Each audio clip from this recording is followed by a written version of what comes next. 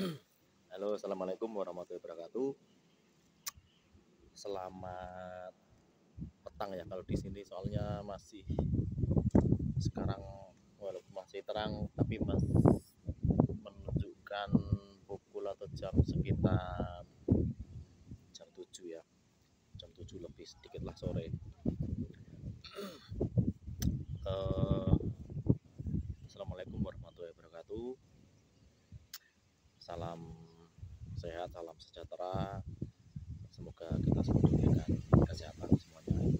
Untuk teman-teman yang sedang proses atau yang masih menunggu proses terbang yang masih di penampungan ya, berdoa saja semoga semuanya diberikan kelancaran dan kemudahan serta kesehatan.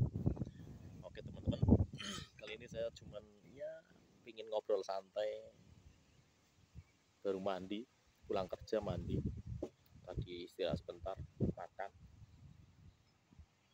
Ini saya mau bincang-bincang sedikit, mau ngobrol sedikit, tukar pikiran lah. Itu banyak teman-teman yang tanya, Mas, itu proses untuk masuk ke Inggris bagaimana, terus biayanya berapa. Untuk biaya teman-teman ya, ini cuma sekedar info saja lah, sepengetahuan saya. Itu kan kalau kemarin saya itu kan banyak yang lewat sponsor, ada yang langsung ke PT yang memberangkatkan kan gitu. Jadi mungkin biayanya beda-beda kan gitu. Ada yang mungkin 55, 65, 60, 70, ada yang 75 kan gitu. Tapi cuma buat gambaran saja lah teman-teman. Tapi kalau menurut saya teman-teman harus benar-benar diseleksi betul-betul. Misalkan kalau ada sponsor apa yang menawarin untuk kerja di Inggris ya, jadi cari sedetail mungkin info yang benar-benar valid. Jangan sampai teman-teman itu kecewa dan tertipu, apalagi dengan biaya mahal ya. Kalau di atas ya 70 lebih sampai 80 itu ya teman-teman mikir-mikir lagi lah. Kalau memang mantep berani ya monggo, karena semuanya itu kalau sudah sampai di sini tergantung hoki juga. Tapi insya Allah kalau pas kebenaran kok dapat kerjaan yang bagus, terus banyak lemburan, ya insya Allah tetap dapat ada hasil kan itu. Cuman ya dipikir jangan manisnya saja, tetap dipikir juga ada pahitnya kan gitu. Semua itu ada prosesnya semua.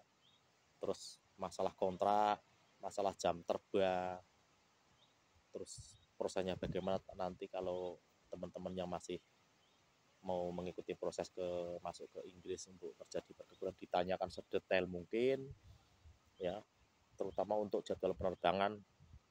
Kalau bisa minta ke pihak PT itu jangan sampai molor lagi, soalnya kita ya maaf kata ya, kita sudah bayar kayak rombongan saya kemarin memang jamnya terbang molor semua. Jadi ya maaf, saya molor 2 minggu, ada yang 3 minggu mungkin. Kalau dihitung kita sudah masuk ke Inggris itu kan kita sudah bisa kirim rumah untuk balikin modal kan gitu. Jadi nanti teman-teman yang tengah proses mau proses lah ya, kalau memang misalkan masih ada lowongan ke sini, ditanyakan betul-betul untuk biaya berapa, penempatan kerjanya bagaimana dan di mana kan gitu. Terus itu jadwalnya penerbangan kapan, karena itu sangat penting sekali, soalnya visa itu kan sudah tercantum di kontrak kita. Jadi kalau kita melon otomatis kita juga kerjanya di sini juga berkurang kan gitu. Walaupun misalkan nanti kalau diperpanjang lagi ya, kalau sesuai kontrak di Indo kan 1 tahun. 1 tahun itu dalam artian 6 bulan kerja di sini, nanti pulang di libur di rumah 6 bulan, nanti masuk lagi Inggris 6 bulan. Kalau dari pihak perkebunan kok masih menginginkan kita puas dengan kerja kita, insya Allah nanti bisa sambung lagi kayak gitu, terus berkelanjutan ya teman-teman. Jadi mungkin untuk kontrak yang pertama ini dibilang ya yang penting balik modal ada lebihan sedikit kan gitu. Jadi jangan berharap lebih, tapi insya Allah tetap ada hasil kalau teman-teman tetap semangat. Soalnya sistem kerjanya itu ada yang dibayar per jam ya. Setelah sampai di sini, ini buat pengetahuan teman-teman juga, ada yang dibayar per jam dengan nominal per hari 8 jam. Ini fakta yang di sini, yang saya sudah di sini. per jam 10,10 terus sesuai kontrak 8 jam kan gitu. Nah, masalah nanti ada tambahan jam lembur apa itu lain ceritanya ya. Tapi ada juga di sebagian perkebunan itu yang terutama yang raspberry sama stroberi kalau nggak salah. Saya dapat info dari teman itu dia modelnya kayak borongan. Jadi per bak per apa per tray namanya itu kayak basket itu namanya tray kalau di sini. Per tray itu ada yang 1,80 pounds, ada yang kalau yang besar kalau nggak salah ya itu 2 pound apa yang kecil gitu. Itu yang di raspberry. Mungkin kalau yang di strawberry saya kurang tahu juga tapi kurang lebih pakai target kayak gitu. Jadi semakin kita metik banyak itu semakin kita gajinya gede kayak gitu. Sementara yang saya dapat info dari teman saya yang di perkebunan lain kayak gitu. Jadi tiap perkebunan itu beda-beda teman-teman. Kalau saya sama teman-teman serombongan saya di sini orang Indo 10 orang ya di sini itu alhamdulillah saya sudah sesuai kontrak. Jadi tetap digaji 10/10 dikalikan 8 jam dikalikan kita seminggu itu 5 hari kerja. Nanti misalkan masalah dalam nilai ceritanya kan gitu ya. Ada tambahan jam apa tambahan dari waktu kerja kan gitu. Jadi itu buat wacana teman-teman. Jadi tiap perkebunan itu beda-beda ya.